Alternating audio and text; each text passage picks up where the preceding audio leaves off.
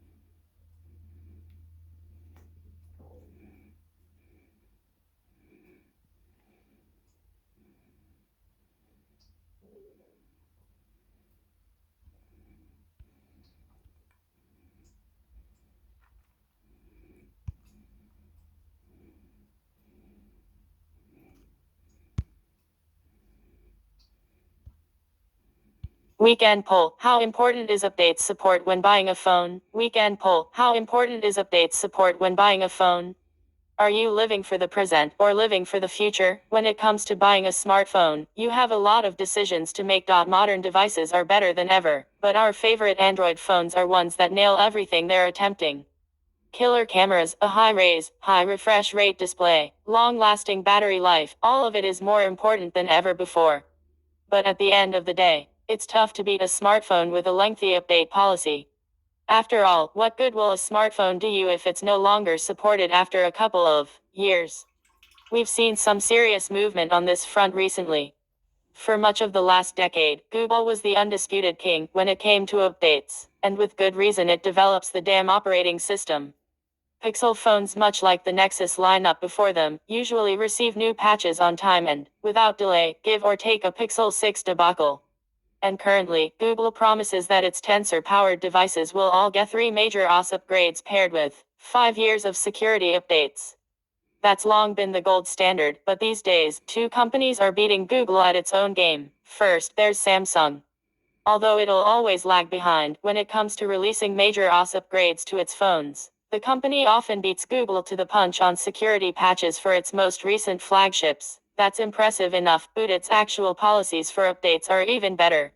For many of its most popular phones, Samsung promises major OS releases alongside 5 years of security support. Then, this week OnePlus followed suit, promising a similar commitment to 4 years with some unfortunate caveats.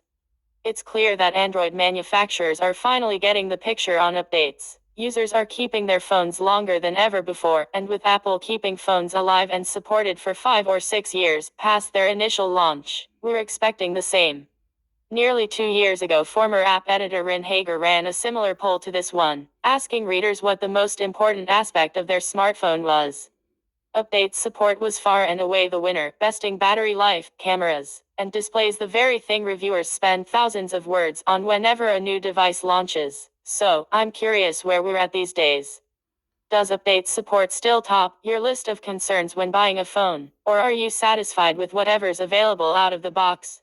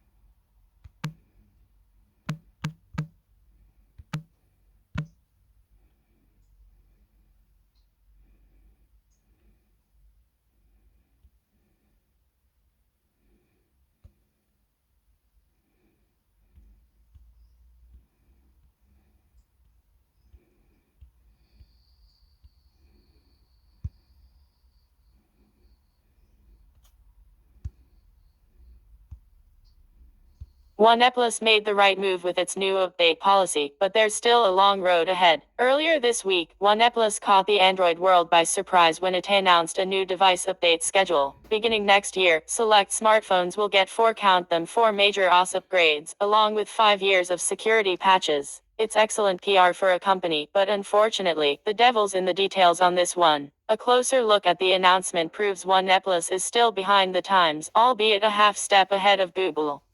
Limitations from the jump. Really, all of the problems OnePlus faces here boils down to specific limitations built into this policy, and it starts with devices. The company makes a lot of phones these days, especially compared to its earliest years of existence. In addition to its flagship lineup, there's the India-focused R series, the China-focused Ace series, and an infinite stream of Nord phones that seem to arrive so often there's a new one every other month. That's so many devices, you probably didn't even notice that the R series and Ace series are, effectively, one and the same. Despite this wide-reaching variety, OnePlus is only applying its new update commitment to select phones launching in 2023 and beyond. The company's choice of words combined with its former rules applying exclusively to flagship phones heavily implies that the Nord series is getting left behind entirely, presumably stuck on the previous iteration of this policy. Frankly, that's unacceptable. While it might sound unfair to hold OnePlus to its highest standards on all of its phones, we've seen Samsung and Google provide their own mid-range devices with years of support. There's plenty of space for improvement here, especially considering how good the Nord series is these days. The OnePlus Nord N20, one of our favorite budgets phones of 2022, will not see an update guarantee even close to this. It's all about timing. Let's talk frequency. On one hand, OnePlus is sticking with bi-monthly patches, providing users with new versions every other month. Truly, there's no reason to skip updates, especially when mobile security and bug fixes alike are more vital than ever. OnePlus should be providing its fan base with regular patches just as Google and Samsung do. Likewise, there's plenty of reason to be concerned about the speed in which OnePlus can handle those OS upgrades. Credit where credit's due, its Android 13 rollout was pretty spectacular. The OnePlus 10 Pro received this year's update for any of Samsung's flagship phones, with the 10T, 9 series, and 8 series all following throughout October and November. This speed was unlike anything the company managed throughout the last several years, even avoiding some of the bugs that plagued previous update cycles. But I'm not confident it'll stay that way. Not exactly a revolutionary upgrade. Anyone rocking a Pixel phone will be quick to tell you thought Android 13, while certainly an excellent upgrade in its own right, didn't exactly reinvent smartphones as we know them. This was a talk year, cleaning up some of the mess left behind by Android 12 while focusing on behind-the-scenes changes like security and privacy. Whether OnePlus will be able to handle larger changes to the platform brought forth by future releases remains to be seen, and currently, I'm still unwilling to give its developers the benefit of the doubt. And this is all putting aside the more controversial changes surrounding the current state of Oxygenos. While it has nothing to do with this policy necessarily, the colorification of Oxygenos continues to shine through in its most recent iteration. Though the two platforms were never formally merged, their sharing of a codebase means we'll only continue to see more changes applied to the Android core, which means more time in development during each OS cycle. A better than Google silver lining. That said, I don't want to come down too hard on the company. Despite these complaints, which, again, are in serious need of addressing, I think it's worth handing the overall changes a fair amount of praise. After all, with this move, OnePlus is, broadly speaking, beating Google at its own game. Despite being a Google phone, the Pixel 7 will likely see fewer updates than next year's OnePlus 11, while the frequency, stability, and timeliness of its updates need some serious work. 4 OS upgrades is one more than what Google itself provides the most recent lineup of Pixel phones. If anything, the new commitment OnePlus made this week should showcase that the company behind Android needs to gain some serious ground in this space. With Samsung and OnePlus now promising longer update lifespans, 5 years of security patches alone won't cut it anymore. Sure, frequency and device support remain top-notch in the world of Google. But Pixel owners deserve to have as many upgrades as anyone with a Galaxy S22 or, in just a few short months, a OnePlus 11.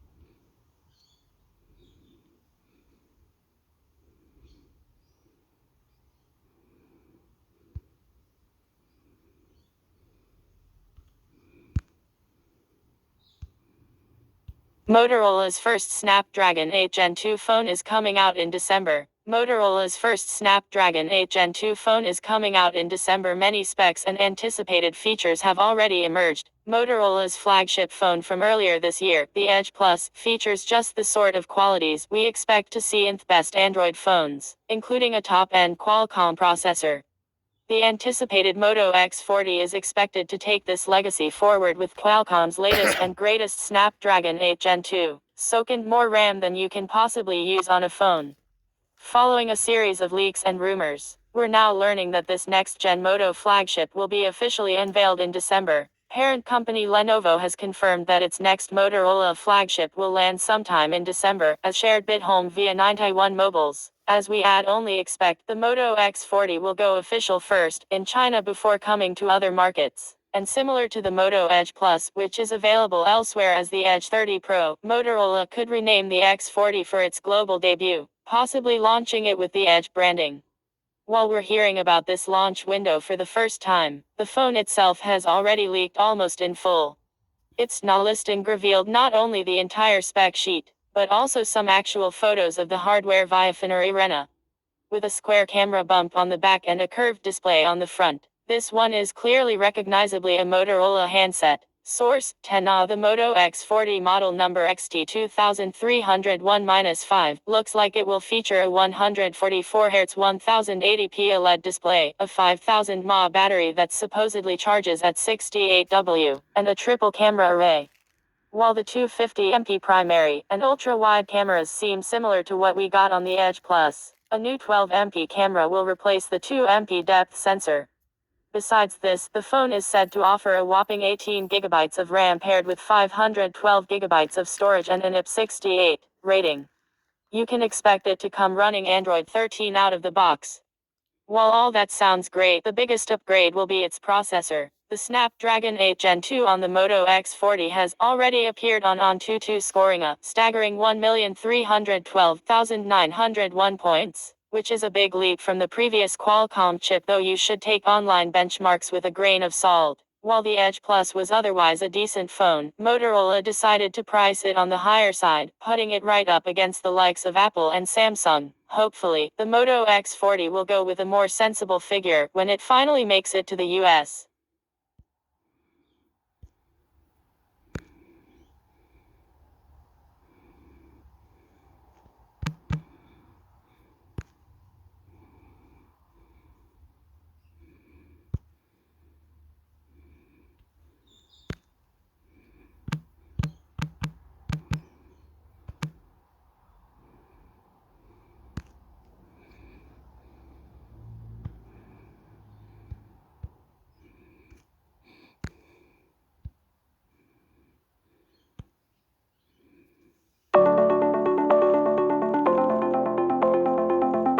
Hello, everyone, and welcome back to the Android Central podcast.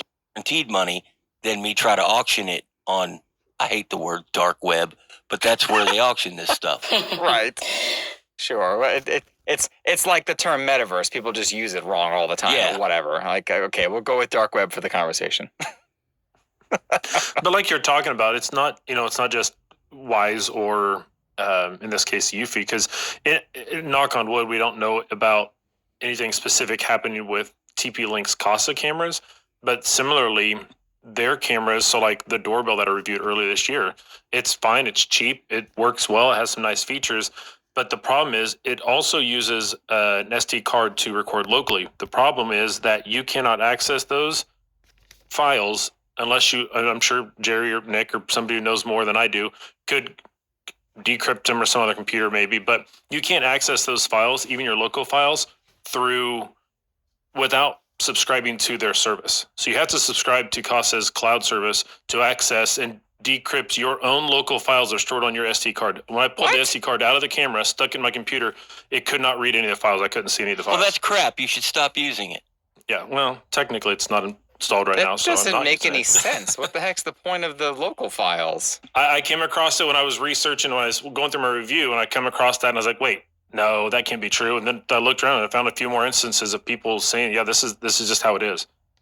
It's a freaking open source MP4 container or a licensed MP4 container. I don't know if it's OGG or actual MP4, whatever it is. It's a standard video format that any video player can play. They didn't spend $1 billion in R&D to recreate their own video file format and container. They're just gatekeeping it from you with a subscription. Yep. That's garbage. Do Yep. better, TP-Link. And another thing you said, Chris, is we don't know if this is the case with TP-Link, blah, blah. Yeah, we do. It is. Every single device out there, every single piece of software has these kind of bugs and flaws. Every single one. Maybe nobody's found it yet, but it's there. Okay, well, on that note, knowing that there are these flaws, Nick, you wrote a fantastic editorial, and we're still on this topic of UFI scandals and all of these other kind of scandals that we've heard of in the past with Wise and then also with Ring. You wrote an article that published this morning titled "Never Ever Put a Camera Inside Your Home." And I mean, I feel like, how are people not getting it? Like they should probably not do that. People don't care. It's like anything else tech we talk about. People just don't care. They want to just be able to look on their phone and see their living room while they're sitting in their living room. While they're sitting, I don't really know. Like I get, okay, there are a few scenarios. I outlined a couple in the article. I wasn't going to go and try to figure out every scenario you would possibly need one in. But like, let's say you have a babysitter over and you got kids. Okay, I get wanting an indoor camera so you can check it out and make sure, what was that, nanny cam is what they used to call that, right? Yeah, I get having that so you can make sure your kids aren't being abused by this person, okay? But unplug that thing when you get home, okay? I myself have a Ring PTZ camera. I set it up right in the middle of my living room table when I go on vacation. So I can see all around my, the main room, that's my living room, dining room, whatever combined. They are important for certain scenarios, but if you're going to use them all the time, like if you have a baby monitor, for instance, do not get an internet connected camera. Dear God, do not. Go to Target, buy a little Motorola CCTV one, and be done with that. You don't need to see your baby when you're at Target, okay? You shouldn't be at Target when your baby's at home sleeping.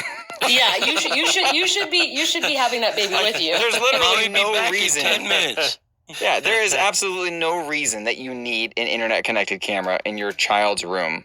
Period. Yeah, that's internet messed connected up. anything in your child's room. Yes. Yeah, I that's don't messed up. exactly. We could go down that rabbit hole for a while. It's the same deal. We don't need to be exhaustive about this. Internet connected devices in your home should be used very sparingly. And especially cameras, you should disconnect that crap when you home. The only thing I have inside my house with a camera is a Nest hub, and it's got a piece of duct tape over the camera hole. Right. The sensor, whatever you want to call it. I don't need sleep tracking that bad. They're not getting it, and I don't use it for video conferencing or anything. Just a piece of tape fixed it. But I do have a camera on my porch. I used to have a Nest doorbell, and I told Amazon to hit the streets over some of their practices with that. But that way I can see who's at the door, because the whole wheelchair thing keeps me from going up the stairs very quickly. But that's outside, pointed at the road. Yes. I was going to say that's outside because my parents' place has a Nest or Google Nest doorbell.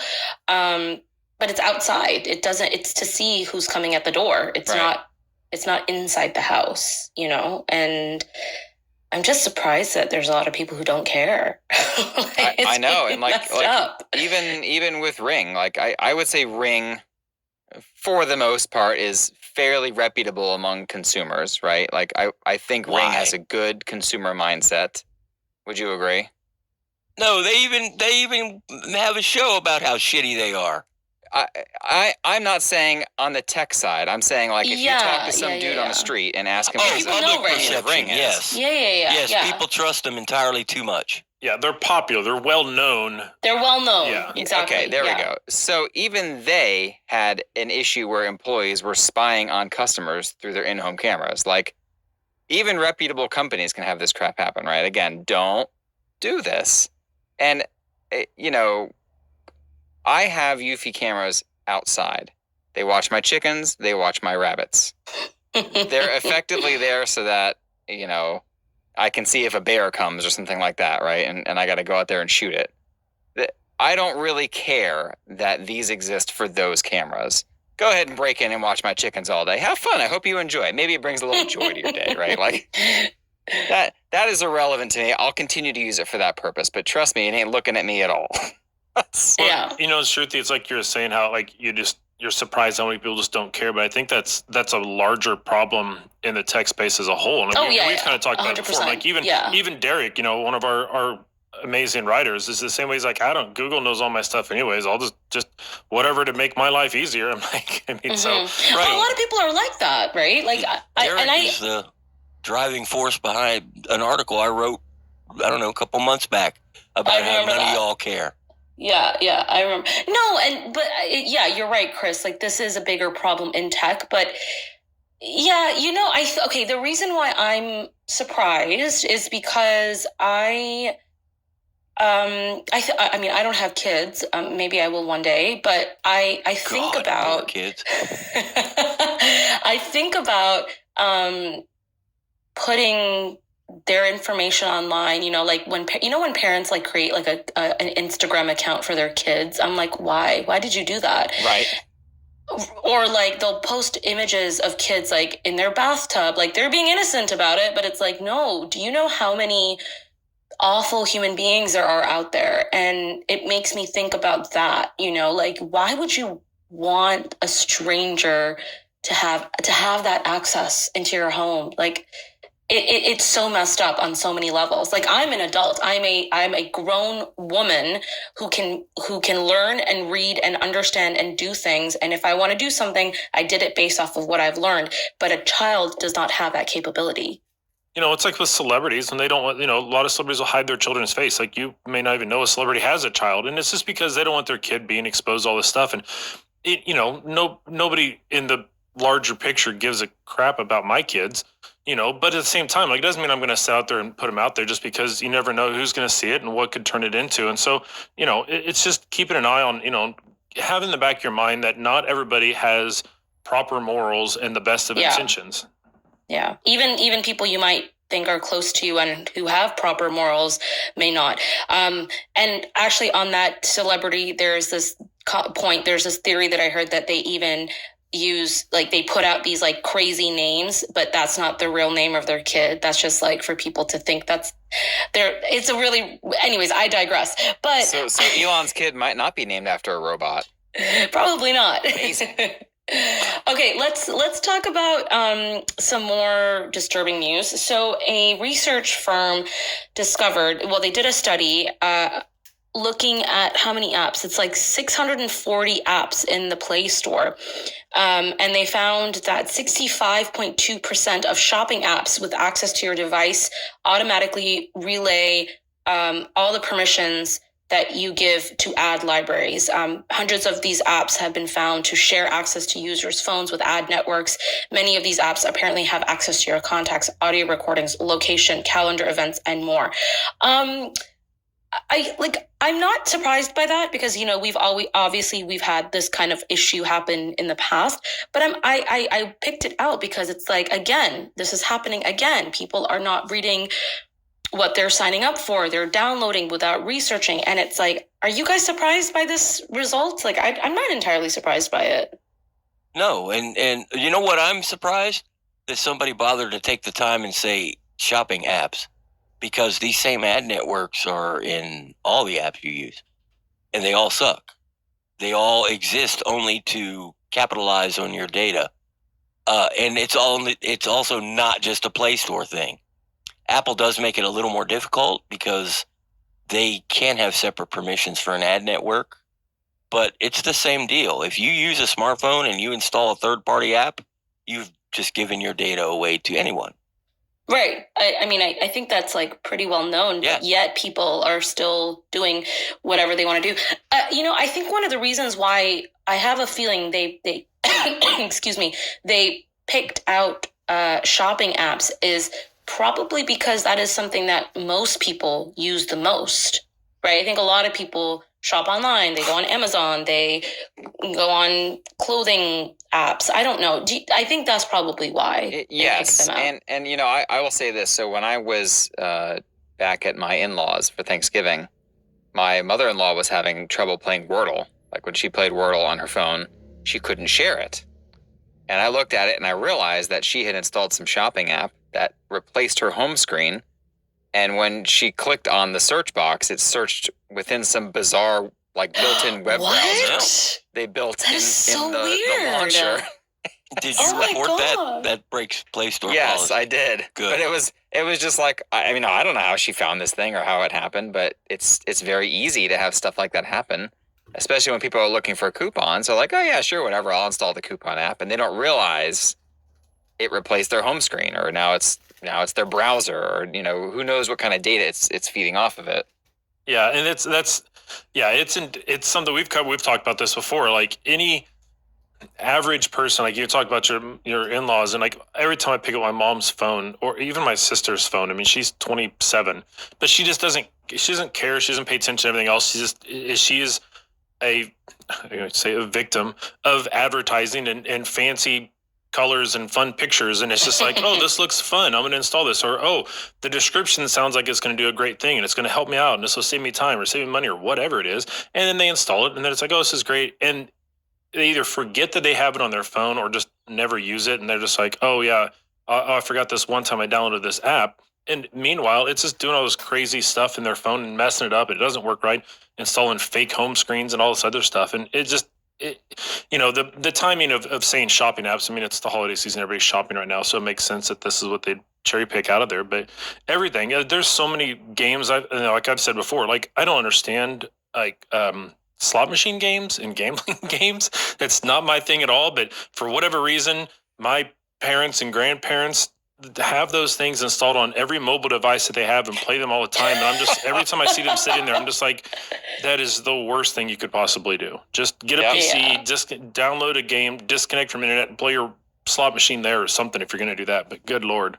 Yeah, and so many of those apps request such unnecessary permissions, and I can guarantee most people that install it just go, allow, get me in the game, go. Exactly. I got to earn those tokens. It's like EULAs. Nobody reads a EULA. Nobody reads a EULA. Who cares? I'm not a nobody. No, you're not. But you're one of the very few. I know, it's sad. It is sad, but... So the firm that did the research, they provided a statement in their research basically saying, quote, unfortunately, Android systems don't distinguish between the host app and ad library permission use and won't prevent the ad library from using all permissions given to the app. This can pose a significant risk to users. While an app may be harmless on its own, the ad libraries it includes could contain harmful or invasive code. I want to go back to something that you said, Jerry, which is that the App Store does make it more difficult. And maybe I probably know the answer to this, but maybe just repeat it for me and our listeners. But like, why does Google not do it? Why doesn't it not make it harder? Google does it a different way. Google audits the ad networks. If they, for whatever reason, I'm not sure why they'll investigate an ad network. Maybe it's just a feeling or they've had reports, but they'll see what the ad network does. And if the ad network does something it shouldn't be, if your app has this ad network, fix it within 30 days or it's getting yanked off the Play Store. So they just get rid of the ad networks that are doing horrible things. But you have to remember horrible things that you didn't say it could do. If you said, oh, it's fine to take all my, personal health information and ferry it off to some server overseas and who can turn around, repackage it and sell it to these horrible medical supply companies. If you said that's okay, that's no longer horrible to Google. Oh, God, that's awful. That's why you need to read those EULAs that Nick was making fun of me for. Read what you say yes to, people. Hey, I wasn't making fun of you. I'm just pointing it out. Nobody else reads them. But Apple does the opposite. Apple, if you grant permission to an application, they don't automatically give that permission to an ad network. Right, and why hasn't Google fixed that portion of Android? That's what I want to know. Yeah, especially with all the permission stuff lately. If I had to wager a guess, it's something anti-competitive because Google is an ad network. They have to tread very lightly about how they treat other ad networks. Personally, get rid of them all, including Google's. But I don't make the rules. So that would be my guess. I don't know the actual answer. Yeah, well, I guess we're going to have to get Google to respond to us about that one day, but they probably I can ask. I'm not going to get an answer. No, I don't think any of us will. But at least I'll know the person that tells me they can't comment. So. Fair enough. Okay, let's take a quick break and we'll be back. We've got more data security stuff. What is happening to this world? Anyways, we'll be right back, guys. Stay tuned. Do you know how much of your subscriptions really cost? Most Americans think they spend around $80 a month on subscriptions when the actual cost is closer to $200. That's right. You could be wasting hundreds of dollars each month on subscriptions.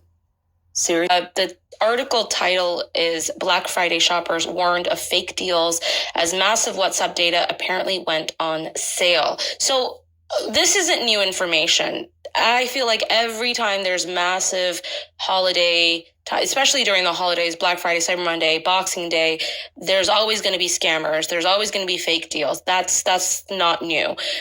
But the fact that there was this massive WhatsApp data that was on sale just at that time, it was about 487 million WhatsApp mobile numbers were supposedly compromised and sold on a hacking forum. The numbers apparently belong to active WhatsApp users in 84 countries.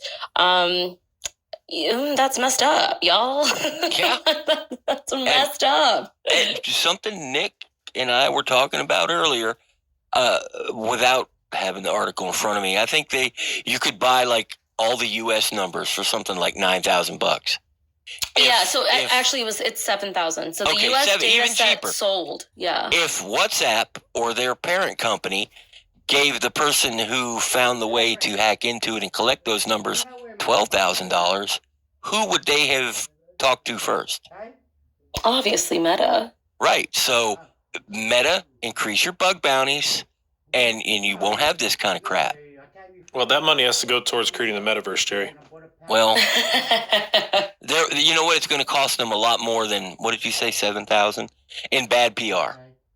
Yeah, for sure. But do you think people are actually going to stop using WhatsApp? No, So, I mean, of course not. To Meta, to WhatsApp, like, is it really going to hurt them?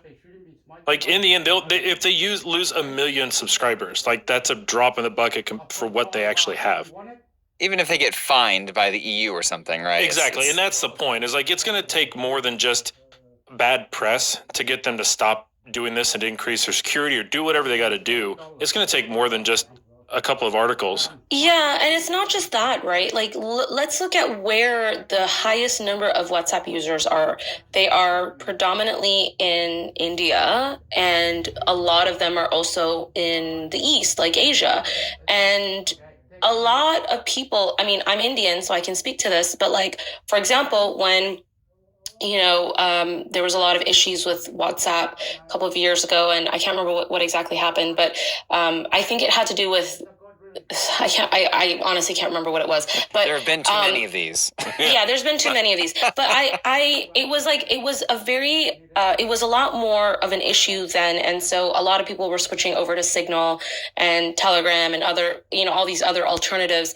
And I tried to get my parents to do that, and they downloaded Signal, but they didn't want to move over because all of their contacts were not on Signal. All of their contacts were on WhatsApp, and it was just too much work for them to move over to another chatting experience or a chatting option that's safer. And I think a lot of people like that are based in these countries because that's the easiest form of communication. And also, like, I remember reporting about this a few years ago when I was a political reporter, but I remember going to like diplomatic conferences and like dinners, and I would learn of how in countries that are politically not stable or whatever, the use of WhatsApp was really helpful in those countries and those scenarios to be able to connect with people and be safe and like connect to a consulate or connect to your country's, a portal or whatever. So it would, I would agree with Chris. It would be really hard. Like, they're not losing out on much if 1 million people stop using WhatsApp, because the majority of the world uses WhatsApp. That's just how it is. Yeah, I mean, it's similar. I mean, obviously not in the geopolitical sense, but you're like you said with your parents, trying to get them to switch over. Google is the prime example of this. For we joke about all the messaging apps that they've failed at and all these things, but it's the exact problem. Is like people won't leave Facebook Messenger or just SMS or iPhone users an iMessage to whatever Google has, whether it's Hangouts or Chat or Allo or whatever it is, because it's like, I got to get everybody switched over. All my people are over here already, and they're just not going to do it, and it keeps the cycle alive. Germany, save us. You had said something about most of the users are in Asia. Yeah, I believe it's like India, the Philippines, Malaysia is more than half.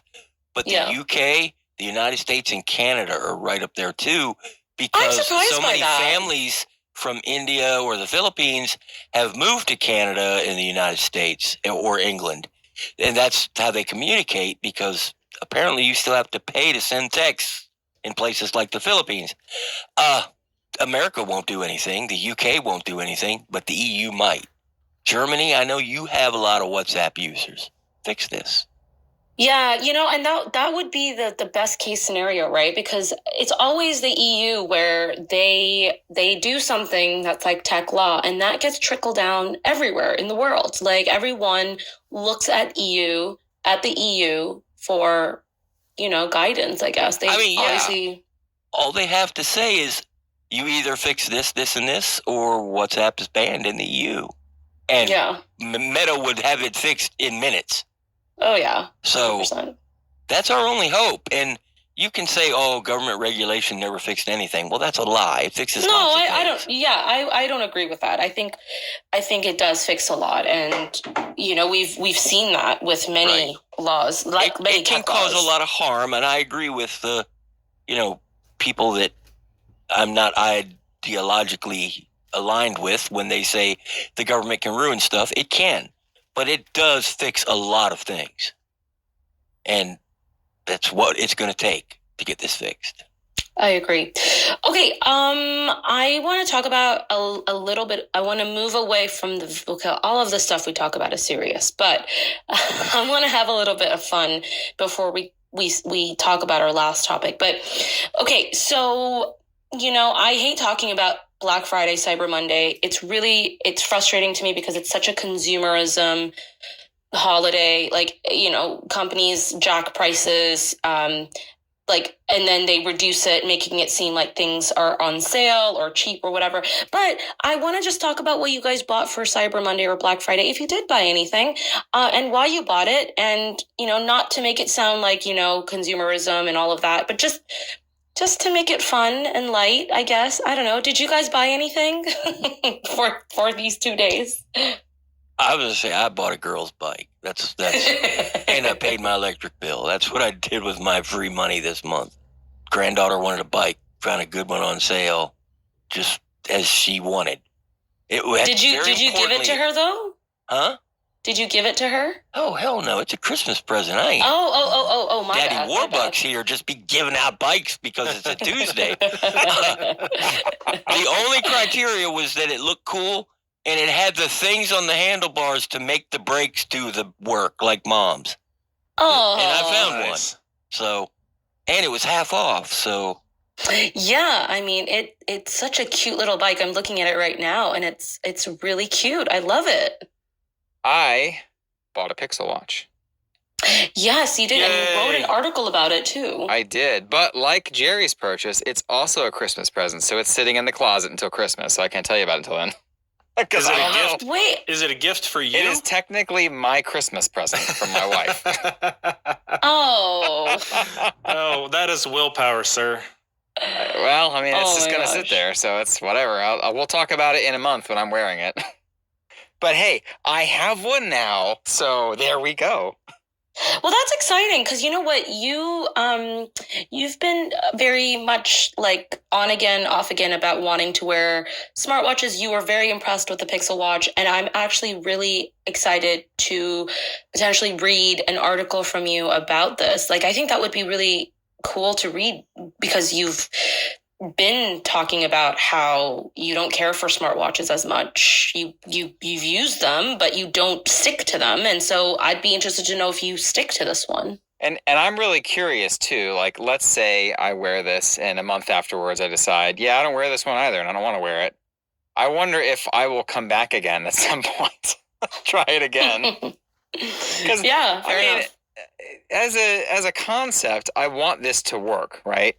Sorry, I want to wear a smartwatch. I like the idea of being able to get certain notifications when I need them because I miss messages all the time because I have my phone in my pocket and it's on silent, and my wife yells at me all the time. So, like, I know it's important to get that stuff, and I think I just need to do a better job of saying, I only want notifications for these apps versus give me all the notifications, because then I end up ignoring them just like I ignore them on my phone.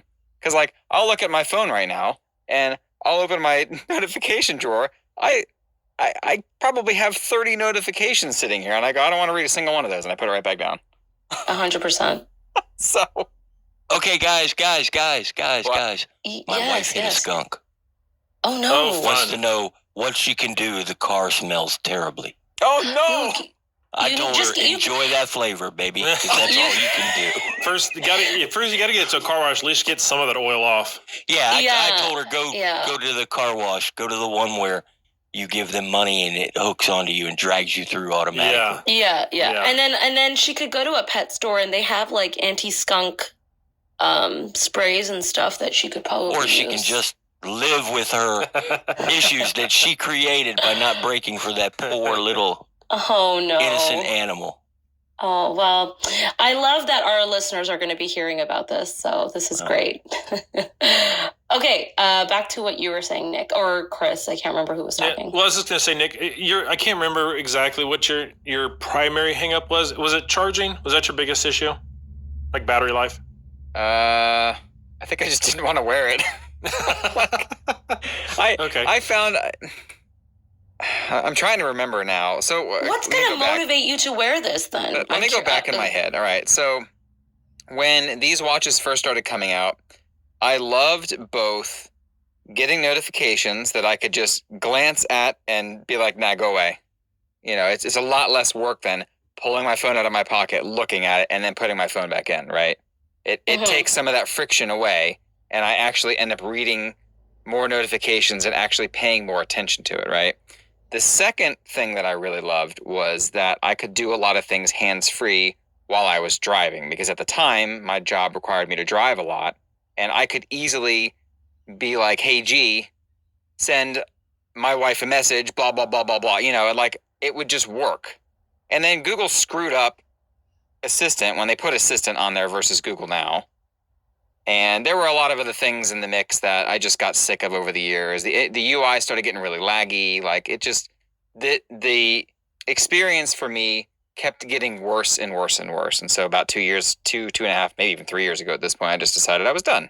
I'm just tired of trying to make myself like these things, essentially. And at least so far, since I've tried new ones, even all the new Fossil ones, while a lot of those problems have been fixed, I just have not been compelled to use them more than maybe a week. And I don't really know why. I just don't want to use it. I know why. Tell me. It's crap. There you go. Google needs to fix it and make us want these damn things. Yeah, I don't know. I got flack on Twitter already for it. And the problem is, too, is like, it's not like I have a commute for work anymore. Yeah. You know, some of those things don't really exist, but who knows? You bought it because it was shiny and cool, and it looks kind of cool. It does look cool, and it looks sexy. It looks like UFO. PS4 for me years ago, and I can't do it. So, my wife, her job allows her to do some hybrid from home work stuff, and she wants a secondary monitor for when she works from home, and so I replaced the adapter and 4 ounces. I like it. Maybe sure. The stuff that's making us happy section. Okay, so yeah, well, I didn't. I was like, I'm gonna go ahead and just shoehorn this in. Yeah, I mean, this is both the thing that makes me happy and unhappy at the same time. So yeah, by the time you hear this, I will no longer be part of the amazing Android Central team. I am going to be the mobile section editor at XDA Developers. So I'll be starting over there. So yeah, it's definitely bittersweet. The team at our little group, aside from Android Central, our sibling sites of Windows Central 9, where I've, over the last 3.5 years, I've gotten to work with all of them in various capacities, and it's been amazing. They've been my introduction into the industry and have helped me grow and, helped me fight off and not cure, because it will never go away, my imposter syndrome. But it's been amazing. The idea of working at a site and contributing with people that I followed for, the better part of a decade is, it's weird to say a dream come true, but it really is, like working with Jerry, the man, the myth, the legend. I said, goodbye, because you never know when you'll bump into each other. And also, like, the tech sphere of like tech reporting is so small. Like, everyone knows each other. Everyone bumps into each other. We go to press events. You might meet each other again. Like, it's small, and it's so important to, and we're excited for you, Chris. Like, I think you're going to be amazing at what you do next, but we're definitely sad that you're leaving us, because we love you so much. I appreciate you saying that. Should I even talk about things that make us happy? Because I don't. we already talked about what we bought. Aren't we supposed to be happy about that? Come on. No, I'm not.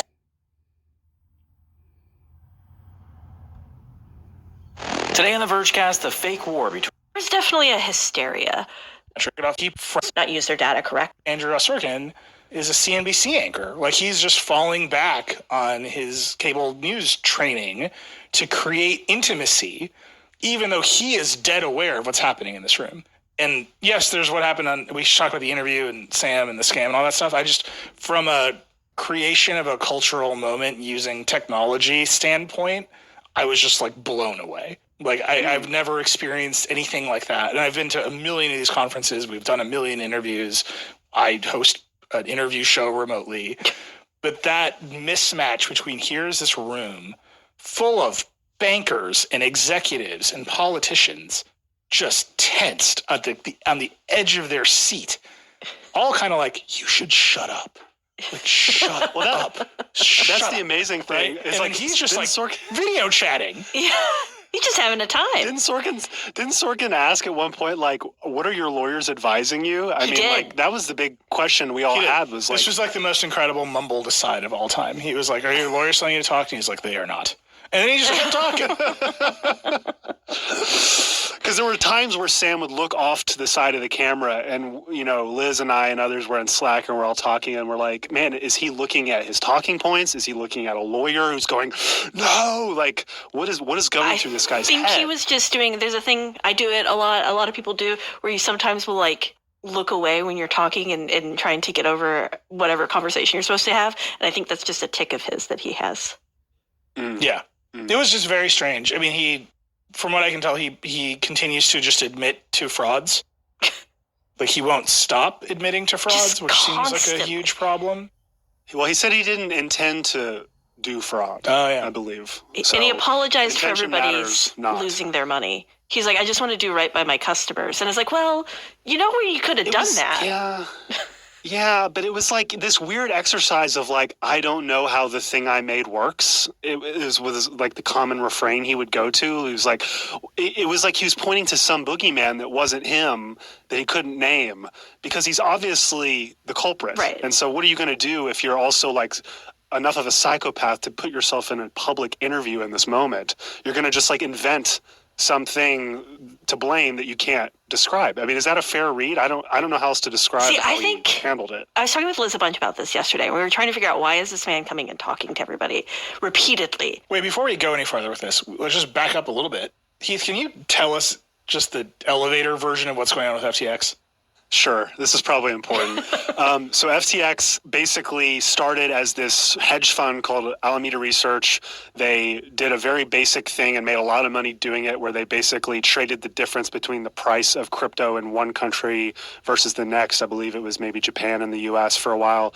Sam Bankman-Fried, young dude with seems like other really young people, some of which he had extra, kind of relationships with, are all running this thing. It's like a classic, like, finance bro, like pounding Red Bulls, like at your desk all day thing. And FTX gets created as Alameda's taking off. And, I'll skip all the intricacies. What essentially how it all came down is there was an obvious, massive collapse in the price of cryptocurrency. And essentially a run on the bank happened on FTX. And the problem is that FTX didn't actually have the money that its depositors, that its customers put with them, because Alameda Research took that money to back the bets that it had lost all of its money on as a hedge fund, betting on certain crypto assets that plummeted. And so Sam did one of the worst things you could possibly do in finance, and what is actually illegal if you're like a fully regulated financial institution, which FTX was not. It was based in the Bahamas. All this is very relevant now because it was very clear he was trying to skirt regulation, and he doesn't actually care about regulation, even though he was saying he was the one who cared about it the most. And yeah, FTX ended up not having the money to be able to give people their deposits. And so the whole thing came crashing down, 10 plus billion. This was a guy who was the largest or one of the largest donors in the midterms. To both sides, it turned out. To both sides, he says. He was the youngest billionaire of his stature. I think he was the richest, billionaire under 30 for a minute on paper. And now he says he's broke, and, but we don't actually know that. There's been a lot of reporting that money was taken out, and it's unclear. A lot of homes bought, that sort of thing. So that's that's the elevator story of it. Yeah, and Liz has been doing great work covering FTX on the site. Just for our purposes, again, it's a financial story. At the end of the day, you started an unregulated bank and then did the shadiest things that an unregulated bank can do. And the amount of technology involved, yes, crypto has some interesting tech baked into it. But at the end of the day, it's like a bank story. So yes, we've been covering it, but I'm watching this interview, and what actually really struck me is crypto in general. If you remember what I think of as crypto summer, was hailed as like the next gigantic turn for the tech industry. And we all had to hear about Web3 interminably, and just for an endless amount of crypto stuff occurred. And watching this interview, I was like, oh, this is the moment where it's dead, right? Where he talked to the Times yesterday, he talked to New York Mag, our sister publication. He was on Good Morning America this morning, and he's like, I owe it to my customers to explain what happened. And every prosecutor in every state in the country is like, and you should keep talking. Yeah. Because everything you say is admissible, and any discrepancy in what you say, we're going to hold up in front of a jury and use to put you in jail. And it just feels like maybe the entire industry is tainted in an irrevocable way because of all of this now. Right? I mean, if you remember the Super Bowl with all the crypto ads, like Tom Brady was a FTX spokesman. He made an ad with Giselle, and the entire ad was basically like, you should be in our Ponzi scheme. There was no mention of utility. It was just him being like, are you in, over and over again to his famous friends. Well, and we saw what that did to Tom and Giselle, and that's a metaphor for what it's doing. He's to all not of us, having a good year. Not a great year for Tom. It's not the best year of Tommy's life.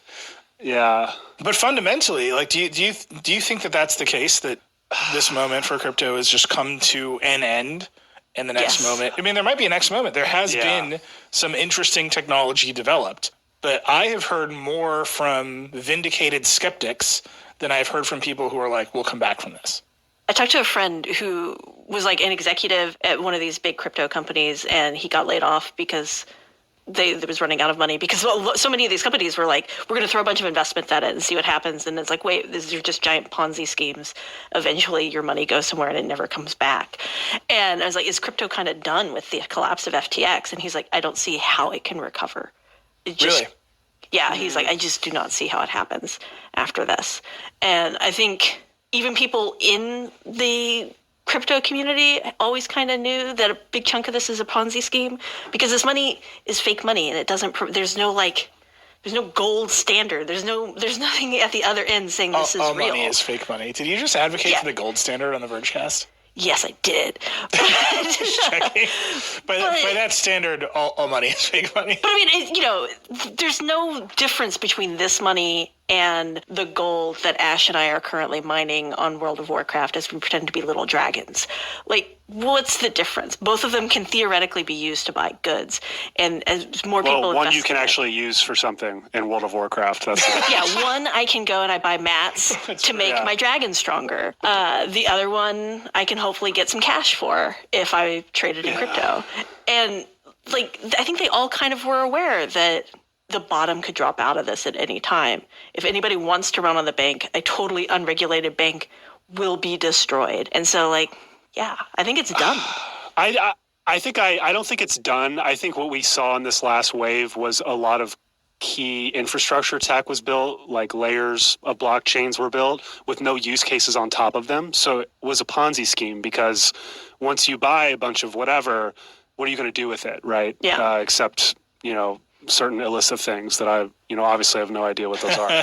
So if that's the only use case, it is a Ponzi scheme. And so I am actually seeing interesting startups. There was a lot of VC money deployed into crypto, into these startups that are actually trying to build use cases. And I think, we saw some of that in gaming. It didn't really go anywhere. It was a kind of a brief moment, but where are the use cases you're seeing that like could go somewhere? Because we saw it with gaming and it went away. Payments? I think we'll see some of the large social apps. Elon has talked, I know it's like, all the way back around.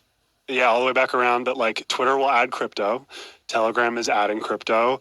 I think Meta's apps, they're already doing NFTs on Polygon. I think they will probably have some kind of crypto payment feature within 3 years. There is a payments layer where it does make sense to eliminate a middleman if you can. And like if you use one of these tokens that actually can move quickly and a chain that actually is performative, like it does make sense as a payment mechanism. You just have to have the network effects for that, and no one's done that yet. How does it make sense to go and invest? Go find a crypto that I feel good about. Find an app that I want to use to invest in it. Invest my cash, my legal tender that is regulated. Then go, like, how is that faster and easier than Apple Pay or my Amex?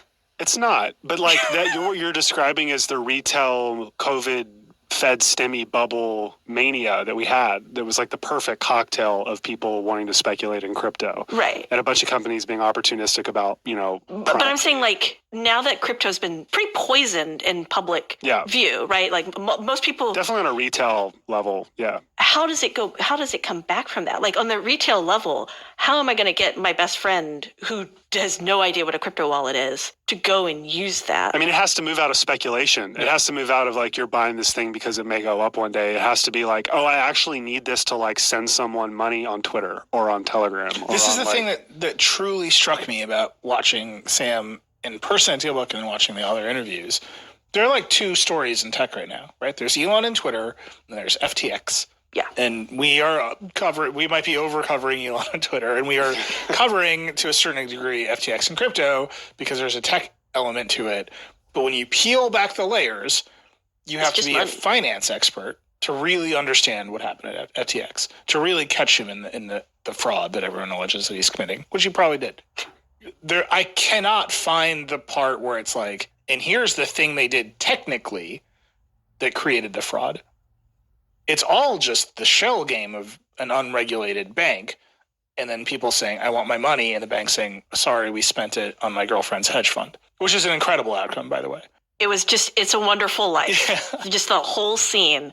But this is the tech. You ready for the tech element of it? Yeah. It happened online. We used to, a long time ago at the beginning of The Verge, when we would like vet stories to decide whether we were going to write about them, we had to draw a line that's like, we can't do this just because someone tweeted about it. Yeah. Like that doesn't make it a tech story. That's just something. How that has changed. Yeah, now it's like all day, every day as people are tweeting, we have to react to it. We should actually talk about this part because I did get a bunch of questions and I said that we would talk about it in the Vergecast a little bit. The notion that just by interviewing Sam Bankman-Fried, you're perpetuating this fraud.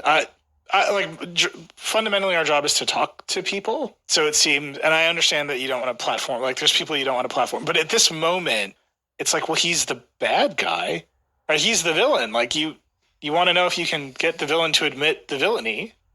And like And he did. him speaking is actually like a public service in its way. Like if you are a good interviewer. I don't know. What do you guys think? I find it bizarre. I mean, I guess I can understand if you don't work in the media thinking that the media is like aiding and embedding him if they're giving him a platform. But I mean, why would you not? Because you think that he doesn't deserve the attention, the attention. I think it's really down to like how you use that platform, how you use it, yeah. Right? Like if he'd gone up there with somebody who was a really soft interviewer who was just like, tell me, okay, now what's your day like now that you've bankrupted your company? What's going on? In the Bahamas, escaping the feds. Like, what kind of plastic fern is that you have looming over your head for this entire interview? I haven't seen that. I have seen a lot of credulous interviews. Yeah, and that's the thing that's why I think it's okay. Yeah. Like, I think we've seen a lot of interviews with bad actors like this in the past where they go and they give their sob story and there's no pushback. But Sorkin was, like, to his credit, pushing back really consistently. Oh, yeah, the last, you should all watch. Actually, there was a very funny, like, very vergy moment in this interview. He's coming to the end, and he asks a question, and he's like, so you had no CFO and no board of directors. Did you think that was a problem? And again, this is a room full of bankers, and people who have invested in FTX, who all should have seen the lack of a CFO and the lack of a board of directors as a giant waving red flag. Spend the money anyway. And Sam goes, I think we had too many boards, and the call drops. And so everyone thinks that he did this on purpose, right? That he's like yanked the plug, or like his lawyers have finally stormed into the room and like thrown the laptop out the window. And I'm looking at it, I'm like, oh, that's the Elgato Cam Link screen. Did you stand up and yell that? His camera just died. Like, what's all that happened here? I am the tech expert. Yeah, I was like, I can fix Check the Elgato. I was just like, and everyone's like, oh my God, is he coming back? And I was like, no, dude, that's just the Elgato screen. Computer just timed out. He'll be back. Like, this dude can't shut up. And lo and behold, he came back. And I encourage everyone to just watch the last 5 minutes of this interview on the Times site. It's also it's all over TikTok. Like, this thing has been freebooted everywhere. Sorkin just like masterful job. And he ends by saying, "Are you lying?" Which is, I think I'm going to end every Decoder interview by being like, so, are you lying? We'll note that SBF did not give a quick no, which is never a good sign that you're actually not lying. I did think that the awkward clapping at the end was like a little, I understand that that's like a conference thing that you always clap, but like, it was really funny to see people like clapping as SBF was like leaving, but I don't think they were clapping for him. Clapped. They were like, good interview. Yeah, I know. They were clapping for Andrew. Also, you can't see this, you couldn't see this on the stream, I'm sure, but then this all ends. And he's like, all right, so last thing, here are some Broadway performers to close us out. And there was like rapping. There was like Broadway rap. It was just a very odd moment, very surreal. All right. Because that was the last interview of the day? That was a lot, yeah. And there was, I would, just from what I gathered from various people there was a lot of skepticism that SPF would show up. Yeah, because he booked this before. He booked all this before. He said he was going to do it, but he's in the Bahamas, so he doesn't have to do it. Yeah. That poor events planner who's working on this thing, and they're like, we're going to have this great triumphant final interview with the guy who did FTX. He's into all this altruism. It's going to be so lovely. And then we're going to have these dancers come out, and it's going to be this great moment. Then just going, do I get rid of the dancers? Like, what do I do? How do we follow this now? Yeah. Shout out to that dude. You should go watch just at least the last 10 minutes of it, just because Andrew did such a good job, and like it was so weird. It was so weird. Truly one of the weirdest moments. All right, we got to take a break. When we come back, we'll do a tiny little gadget lightning round, and we'll get out of here. We'll be right back. Any dust and debris it's picked up. The company that invents over 11,000 employees. Just skip it. Alex in our edit meeting was like, I reviewed the Kindle Scribe, and like I'm on the show with you. I know how you feel about e-ink. Yeah, I would describe the look on your face as pure devastation. It's pretty big bummer. Pretty big bummer. Yeah. Why is it bad? I think it's bad because the software is bad. Amazon has gotten really complacent with its software design and is like, yeah, you'll enjoy this slop because you need it because we sell the ebooks. That's kind of the feeling I get from using it. Yeah, that's how they are. No, but it just like shoved a bunch of stuff in your face. It kept showing me like comics to buy on my black and white e-reader. It was just bad at recommending stuff, and the note-taking elements of it were like pretty unfulfilling. And the fact that the largest cloud computing company in the world still has you emailing yourself in order to sync documents, that just seems... Hey, it's still not as bad as Horizon Workers. I'll tell you that. That's true. It's like 3 below it. But it was just a big bummer. And you'll have to stay tuned for an upcoming episode of the Wednesday show where I talk all about it. It's really great. But also there was a new trackball mouse. David's not here to like stop all of my stop me. Yeah, I'm looking at this rundown and I'm like, oh, this Alex made this rundown of gadgets. This is a real, you can tell that David wasn't here this week. This is very exciting because for years the trackball space was totally undeveloped. We didn't have a lot of trackballs. They were all wired. It was horrible. Finally, trackball space was undeveloped. Kensington said no. It's actually not crypto, you guys. It's trackballs. That's the future. Like the hot VC money is going into the trackball space. Kensington and Logitech are just like, send us all your cash, invest in us. But new wireless... Who is the SBF of trackballs, Clarence?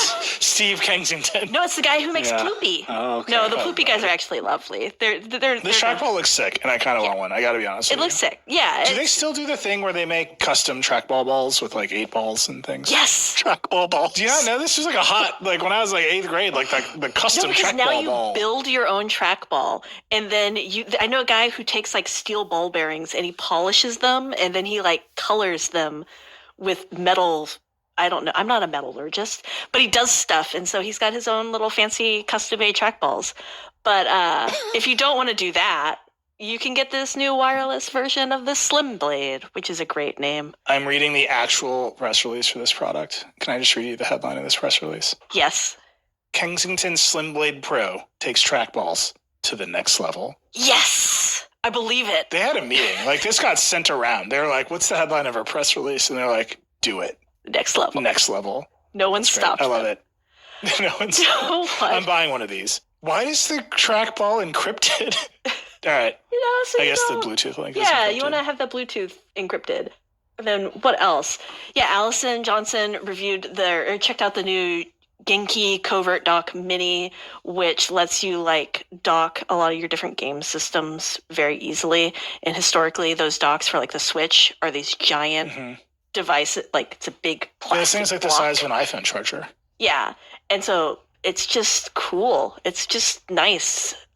When the Switch first came out, everybody was complaining about how they couldn't just plug a USB-C cord in. And you still can't. You still can't just like plug a USB-C to HDMI cord into your TV and have a dock. But that does seem like a miss, but this thing looks cool. This is a great gadget. Yeah, just very, very cool stuff. This is like the rare Indiegogo that like really went off. Yeah, because Genki's they've had a couple of these. This is the newest one. It's only $50, and like you can just chuck it in your purse, which is what she did. You guys, I guess, would put it in your cargo pants, your fanny pack. I don't. What do? How did you know that's what I wear every day? Is it because I live in Southern California? Just with flip-flops. Your board shorts. That's actually what Alex is wearing right now. You guys can't see it, but looking great. That was a very revealing. She was just like, I'm going to throw out cargo pants and see how they react.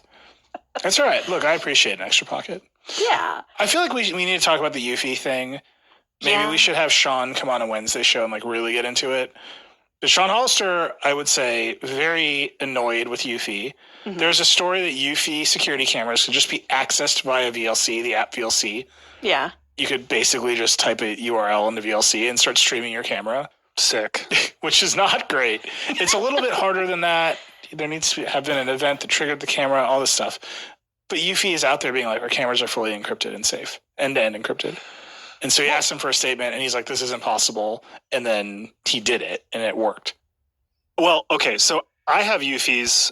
They're through HomeKit, though. Like, they're through my home app, and I don't use the Eufy app. Therefore, I'm safe, right? Because if it goes through... HomeKit's camera app... If it goes through Apple HomeKit, isn't it It's real bad.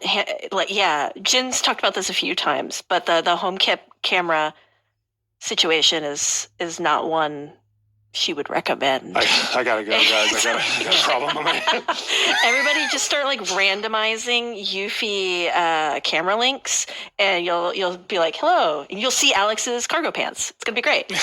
So even if you had your Eufy routed through HomeKit, you're still susceptible to this. I think it is unclear at this time. HomeKit secure video is supposed to be encrypted. Right. But the VLC thing is just going to the camera.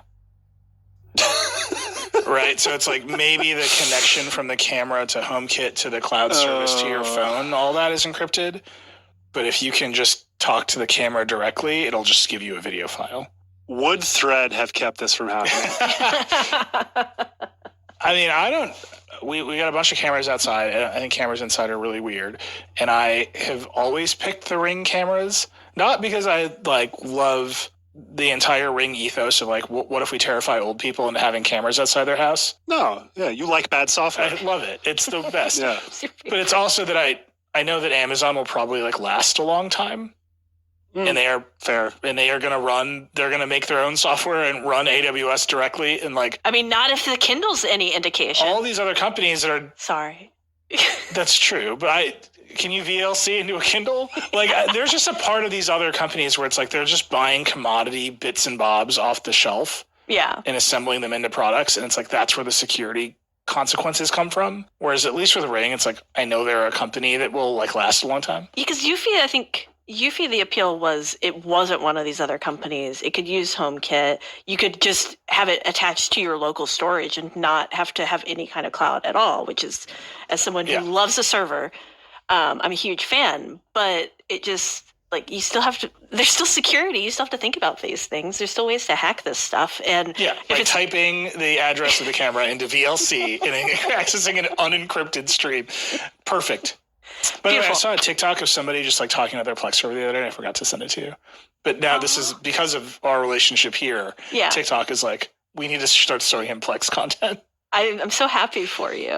Kranz, do you have a Mastodon server? No, I was looking into putting one on my Synology, my Synology server. That's what I use. And then I read about 3 lines into how to create a Mastodon server, and that was the end. So, as a lover of servers, you can't even get behind Mastodon. So, I think Mastodon's doomed. We can end the pod on that. It's doomed, guys. Go to Discord. No, Mastodon is going to be... What's going to happen to Mastodon is going to be incredible. Someone is going to centralize a Mastodon instance, and that's going to become the service, and everyone else they're going to have fake interoperability with other Mastodon servers, but everyone's going to join twitterclone.com. You know who it is. Which is Mastodon. And then it's going to have all the same problems as Twitter. You know who it is. Who's that? It's all full circle. So this little company small social media company we've never talked about on this show before, I definitely have never talked about, has announced that they're going to support Mastodon instances. So you'll be able to log in with your Tumblr account onto Mastodon. That's pretty good. It's going to be Tumblr. Just embrace it, guys. I'm sorry. I feel like Matt Mullenweg, who's the CEO of Automatic, which owns a WordPress and Tumblr. Yeah. I think he senses blood in the water. Yeah. You have the feeling he's I went through this App Store review shit with Tumblr. You can't hurt me. He bought that for how much money did Yahoo lose when they sold it to him? It was $80 billion. It was crazy. It was the full amount. Yeah. So. Well, this is Yahoo loves to do this. I don't think they've ever made money on anything. So. Automatic is going to make some money. Yeah. 98.1% loss. Yeah, they bought it. Right. They bought it for $1.1 billion, and they sold it for $20 million. Well below $20 million. That was a Marissa Mayer special, I think. Yeah, it was. It was. Yeah. When her strategy was buying every app to get talent in the door. In between Zamboni drives. Actually, neither of you know this story. When we first started The Verge, we had this horrible office in New York City on Fifth Avenue. It was small. I feel very fondly for it, but objectively, it was crap. Didn't you guys do the Vergecast in a closet? We did for a minute there, yeah. It wasn't even a closet. It was just the side of the room, and everyone in the office had to be quiet while we podcasted. It was great. You can go back and watch them there. And there was a company next to us called Stamped.com. And to this day, I still kind of don't know what they did. I think they made stamps. I don't know what they did. And one day they were gone, and we're what happened to Stamped.com? And Marissa Mayer had shown up and bought them right under our noses. And then they were part of Yahoo. And we're you were next door. You could have told us. No one ever heard from Stamp.com, Yahoo, or Marissa Mayer ever again.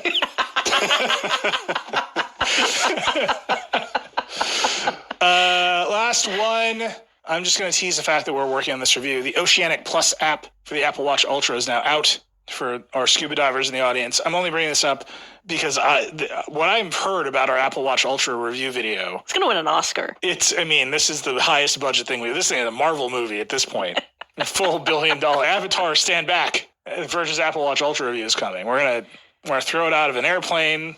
I was going to say, did we do any skydiving for this one? I know that there's an attempt to crash a car. I don't know if that actually happened. Oh.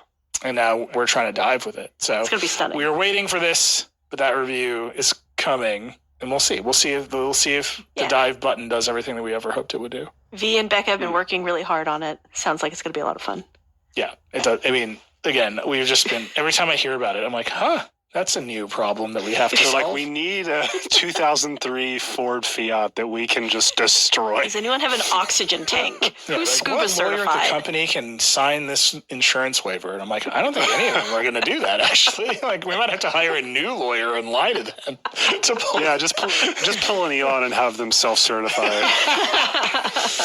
That's great. Last thing, this is a very funny headline. Canoe has repurposed its electric pickup truck for the Army. I encourage you to go look at the Canoe pickup truck. It's adorable. And then try to imagine this thing as a weapon of war.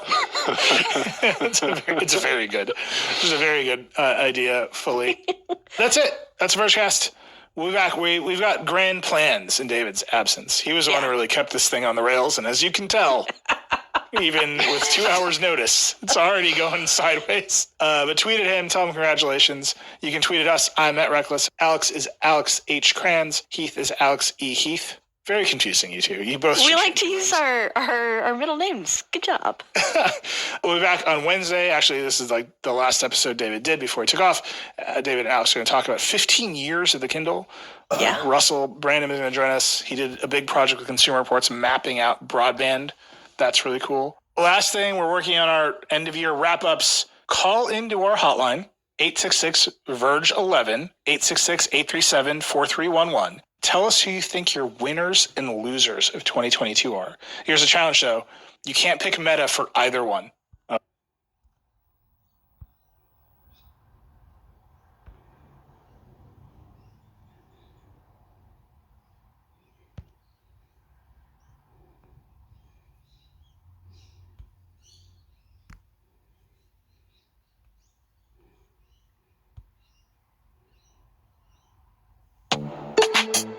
Time to maximize your organization's potential damage and their payoff.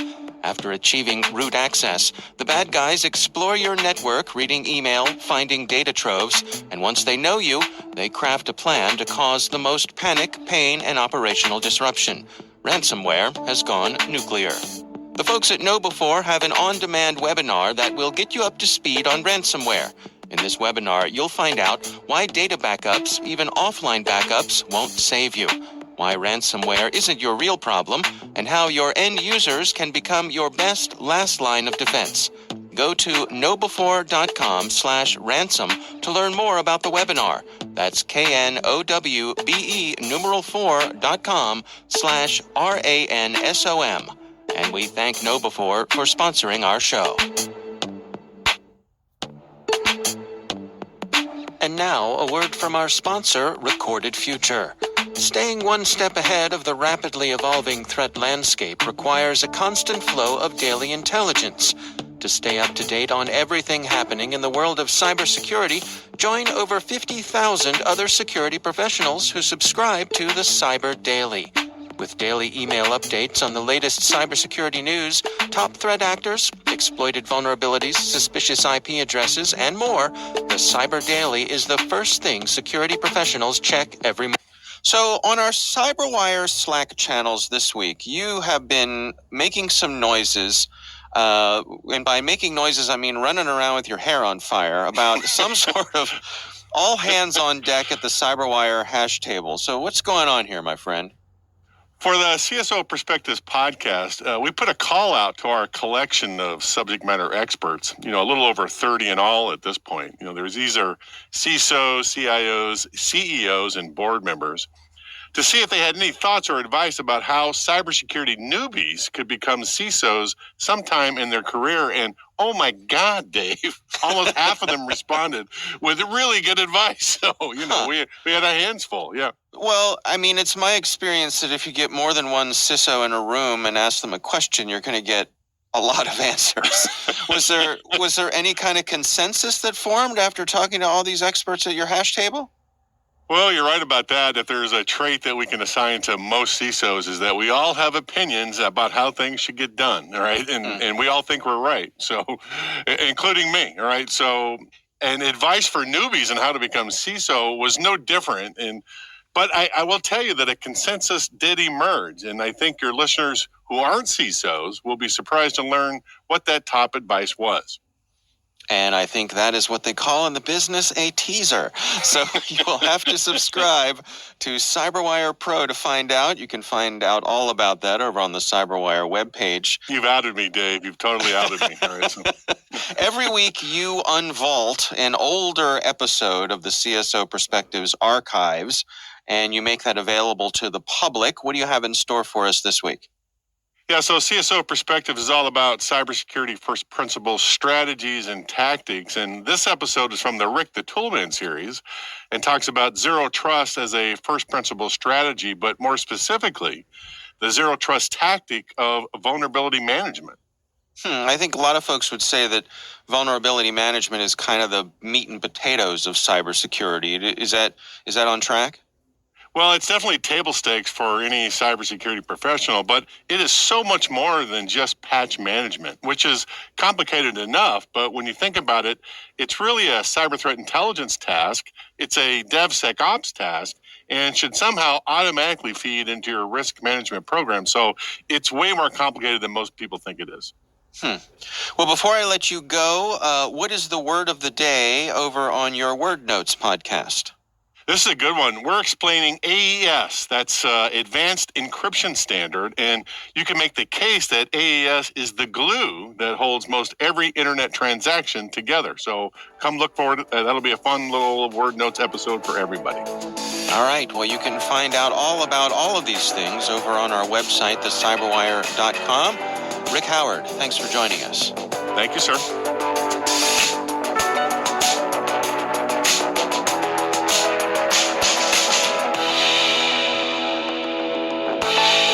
The community and the amount of peer-reviewed development has, I think, launched software faster forward, probably than any other single community. But the problem with that is that threat actors always look at how are people using convenience to make their lives better, and how can we disrupt that? And unfortunately, what we started to see are examples of attacks on code repositories. And so, just for example, like in Python, there's a tool called PyPy.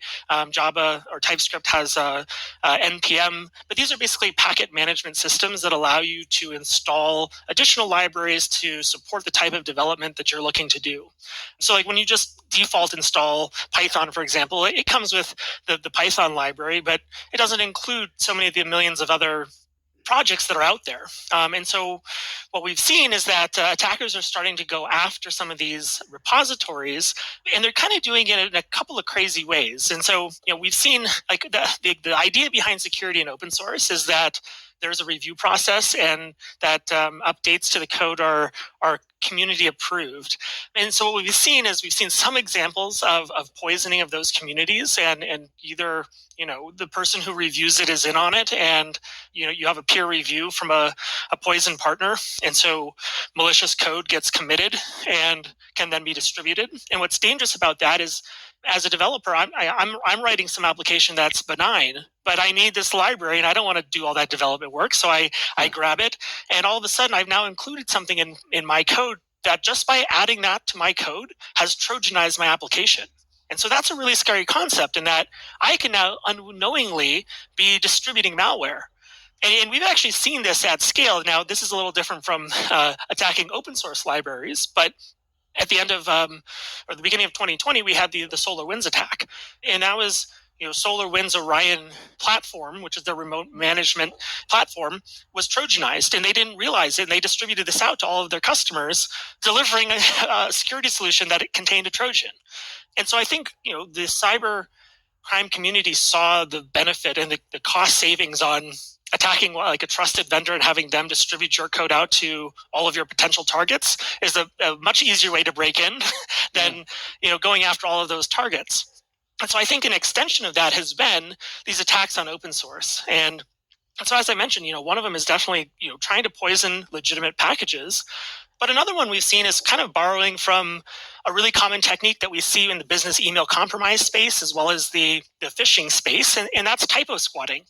And basically hoping that, as a developer, we all probably type pretty quick, but not with 100% accuracy, I'll have to say. Right. So, right. Sometimes I put that E before the L or the S before the T, and what we've seen is that there's a lot of these out there that are basically waiting for somebody to type the wrong thing and inadvertently infect themselves. So what's to be done here? I mean, how obviously the benefits of open source software are clear, but how does an open source community protect itself?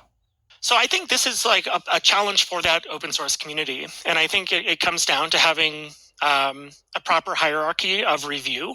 And for, depending on the component that's being modified, I mean, you might need more eyes on it. I think this is not a problem that's simply solved. I think some of this is easy to solve, right? So we look at like typo squatting.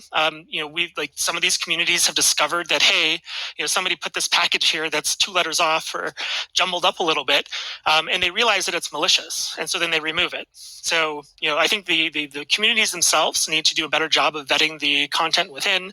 And really, since we've seen these attacks on like GitHub as well, PyPI, NPM, these communities have already done a lot to now retroactively review and identify it, and have actually even found several examples of malicious updates.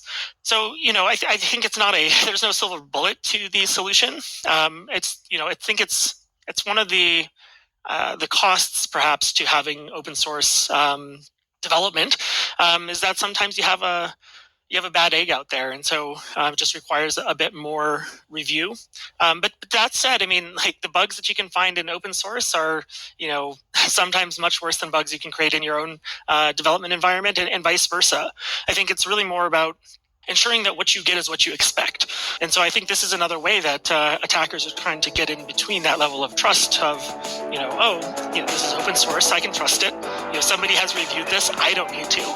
And whenever there's that kind of leap of trust, I think that also creates an opportunity for exploitation, and I think that's what we've seen here. All right. Well, Grayson Milbourne, thanks for joining us.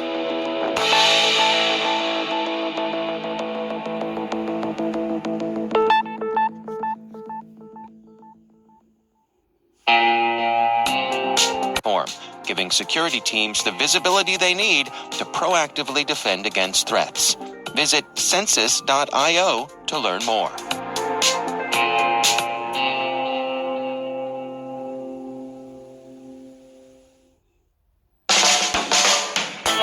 Production of N2K Networks, proudly produced in Maryland out of the startup studios of Data Tribe, where they're co-building the next generation of cybersecurity teams and technologies.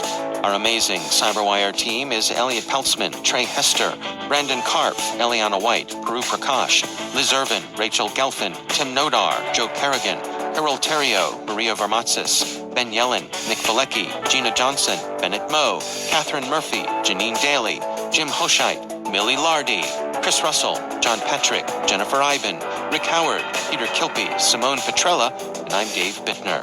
Thanks for listening. We'll see you back here tomorrow.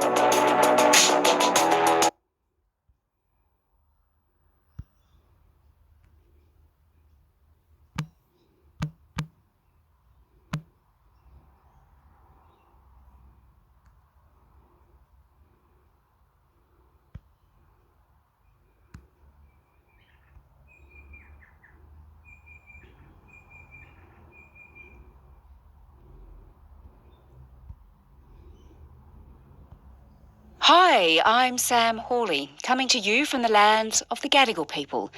This is ABC News Daily.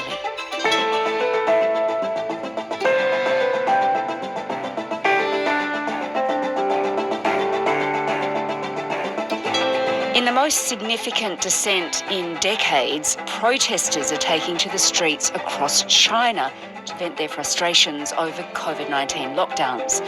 They're not only demanding their freedom back, but in some cases, in incredibly rare defiance, they're calling for President Xi and the Communist Party to stand aside. Today, my colleague, East Asia correspondent Bill Burt. Hi, I'm Sam Hawley, coming director of the World Health Organization, Hans Kluger. He says the next few months could be life-threatening for millions of Ukrainians, and he thinks actually millions of Ukrainians will again have to flee. They'll have to get out of there. The destruction of houses and lack of access to fuel or electricity due to damaged infrastructure could become a matter of life or death. The coming brutal winter. The estimates are that more people will die for want of electricity and heat this winter than have so far been killed by Russian military advances and atrocities. So yes, this could be catastrophic. Zaporizhzhia nuclear power plant has been taken offline. One of the reactors at the Ukraine southern nuclear power plant has been taken offline. So that's roughly a quarter of Ukraine's generation capacity missing. Then there are 14 thermal power plants that burn coal or oil. Hi, I'm Sam Hawley. Took this case to the federal court. They won. And it was a resounding victory for Diana and for Victoria Legal Aid. Government computer blunder has ended in $1 billion payout to hundreds of thousands of Australians, just minutes before the robo-debt debacle. So before the case had even gone to a full hearing, the federal government decided that it wasn't going to proceed with that full hearing. Judgment was entered in favour of Diana Amato, and in that judgment, the federal government effectively acknowledged that the method that they had used for calculating her robo-debt and thousands of others was unlawful. Okay, and Stuart Robert, he was the minister at the time. What was he saying about all of this? So just 2 weeks before Diana's case was settled, Stuart Robert got up in a press conference and said, "We're pausing this form of debt recovery from purely automated debts." This morning, my department commenced some refinements to the income compliance system. So that was really the turning point and kind of marked the beginning of the end of this robo-debt scheme, where the government slowly started to wind down debt collection activities based on this kind of algorithmic decision-making. There were 433,000 Australians with unlawful debts raised against them, and that was with a total value of $1.73 billion. So that's a huge amount of money. And a long-serving Administrative Appeals Tribunal member, Terry Carney, he was really involved, wasn't he, in clawing that money back for the victims. It was a test case that stopped robo-debt in its tracks pretty well. It accepted that it had no legal leg at all. And you spoke to him, didn't you? Yeah, that's right. And one of the things that I think is really significant about Diana's case and about Terry Carney's involvement is that there were clear warnings along the way for the federal government. So Terry Carney was a former member of the Administrative Appeals Tribunal, and back in 2017, he was already warning in his decisions that this method of debt collection was simply not lawful. Yet the government continued to do it despite those warnings. I handed down 5 decisions that said it's unlawful. Centrelink was refusing to accept the verdict of the umpire, the tribunal that's there to determine the legality and appropriateness of Centrelink decision-making. So, Paul, let's now look at this Royal Commission that's begun this week and was announced by Anthony Albanese in August. What have we heard so far? Yeah, so the Royal Commission so far has given us a really extraordinary insight, even just on day one, into what was going on behind the scenes. The power of the Royal Commission is that, it doesn't need to deal with claims of legal professional privilege. It doesn't need to deal with any of these kind of issues around challenges with getting access to documents. It just cuts through everything. And so Now, we've already seen, just after day one, that the government had advice as far back as 2014 showing some concerns with the lawfulness of this particular scheme. And what the Robodebt Royal Commission has also revealed is that the government held off getting really, really detailed advice until Deanna Amato's case in 2019 because it appeared to be worried that it would get this advice saying, no, this is totally unlawful, you can't do it. And we now know from that 2019 advice that there was this categorical advice given by the Solicitor General saying this scheme and the way it is currently operating is not lawful. Here are all the problems with it and why it shouldn't be functioning in this particular way. So that's what we've already got after just 1 or 2 days. But what's likely to happen in coming weeks is we're going to see a whole range of public servants and senior ministers called to talk through their role in that decision-making process. You mentioned that ministers might appear. I mean, who would that be? We don't quite know yet who exactly is going to be called, but certainly it's possible that some of the ministers who have served in the social services role, and that's people like Scott Morrison, people like Alan Tudge, people like Stuart Robert, could potentially be called as witnesses to the Commission to explain what they knew about the lawfulness of the scheme at the time and how they interacted at these sort of key moments as things moved on. And Deanna, she'll be watching this Royal Commission pretty closely, I would think. Yeah, I mean, I think that, people like Deanna Amato and other victims of this program would really, really like to see government ministers who sort of drove this program at key points being called to give evidence, to watch on, have that opportunity to see how people in power answer those questions. I'd like to see what everyone in those positions has to say about how some things were ignored at the time. We need to make sure that there aren't these kind of mistakes again and that people don't end up getting caught up in systems like this where they feel like they've been left behind, where they feel like the government isn't acting in their best interests. Paul Farrell is a reporter with 7:30. Royal Commission's final report is due by mid-April next year. This episode was produced by Flint Duxfield and Chris Stengate, who also did the mix. Okay, I'm gonna have to stop it now. It's gone really 2 hours, man. Look, there's a lot of security that needs to be fixed. Is it going nuts now? Is it very bad? There's 2 or 3 things that you gotta understand, that the government, even the Prime Minister of Australia, is into this new system that they provided to stop the cybersecurity, and people who were working, they said, oh, you're working, so we're not going to pay you this money and we're not going to give you this money from the social security. So is social security a problem where they are creating a robot or an AI system where they're trying to track, see who's working, who's paying taxes, who's doing this. They're collecting money, and this money is being collected, and they don't know how to stop it now, and they have problems to these issues that they're doing now and ever again. It's a lot of intelligent, a lot of CEO, a lot of people, a lot of humans. This is going crazy and nuts. Needs to be fixed, and in the future or coming days or weeks and that, they're going to see about other parts where they got cyber attack and like the Medibank and the Optus company that got cyber attack, and all these things are going on because the internet is going too fast and everything is going too fast, and we're not looking into the issues when the hacker has become, or they created a system where they took social security or Centrelink or whatever they want to call it, and people didn't get paid. So a lady might say something like, she's beautiful lady, and she says, oh, excuse me, I didn't get paid this time for 3 months, and now I've lost my house And the people at the Social Security or Centrelink would say, what? Hey, what happened? And she said, I must take you to court now. So they take this to court and they say, wow, this lady needs to be paid back that money that she lost. But then the lady would say, but I just didn't lose any. I lost my house. I don't have anywhere to live. and they're saying, well, we're giving you back the money now. And I said, no, I've lost everything now.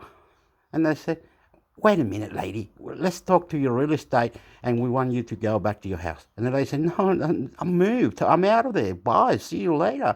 And you didn't clean up the floods and you didn't clean up this. And you didn't.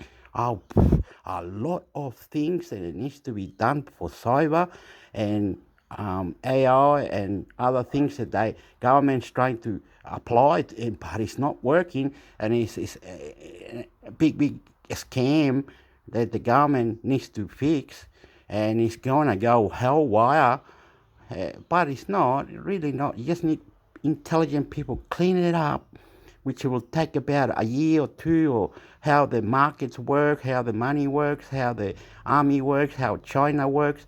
We are with China. We are with China, and we are with United States all the time. We are with them.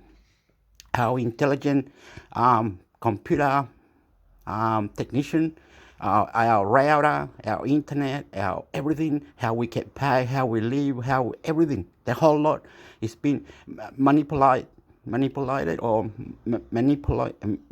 Anyway, it's been manipulate, not manipulate. Anyway, it's been into it, and they're doing into it, and going into it, and more into it, and they can't be doing that. They gotta do it properly. Right? So they've got a big room where there's boxes of computer looking after people's security, like Google or like YouTube or like whatever and anything. This is going nuts. So it needs to get this room where the boxes are and put something in there that says error, and then the error has to be sent to someone, and then someone looks into it, or an alert or something. And this is it's going too far now. The ANZ Bank, the Commonwealth Bank. Okay, it's gone too far now, so I'm gonna cut it. And in the future, Australia will be much better, but this will take a long time to fix, because if you make something that is a little room where you're controlling certain internet company or certain computer things for the government or Social Security or Medibank or guns, drug addicts, cyber attack, and all these stupid things. Anyway, I'm gonna go. I don't know what I'm saying. I am confused, and in the future, it's gonna be good. It's gonna be good, but not now. Say 5 years from now, all right, or 6 years from now. There's gonna be something, because we don't know what is out there on outer space. Aliens, India, Pakistan, China, Africa, Russia. We don't know. We don't know anymore. We don't know. We're doing things, but it's failing.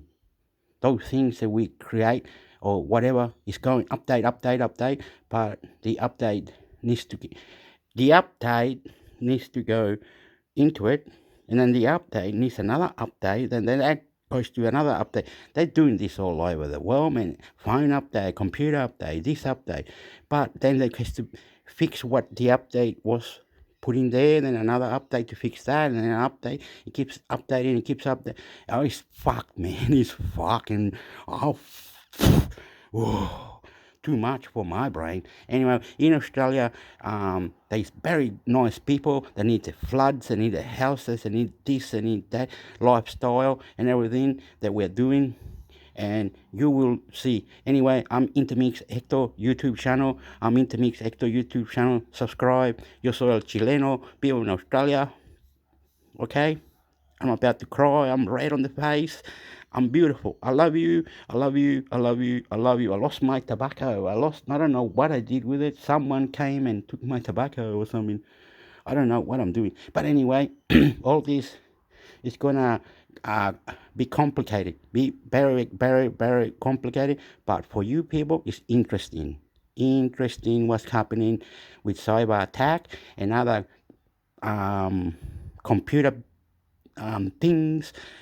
How the computer is going faster, how can have a tank and a helicopter in the army, technology, how we live, how you over there, how you over here, you can come marry me, you can come have sex with me. Nah, you don't. But I love you. Goodbye. Intermix Sector is going now. Ciao, adios. Subscribe to Intermix Sector.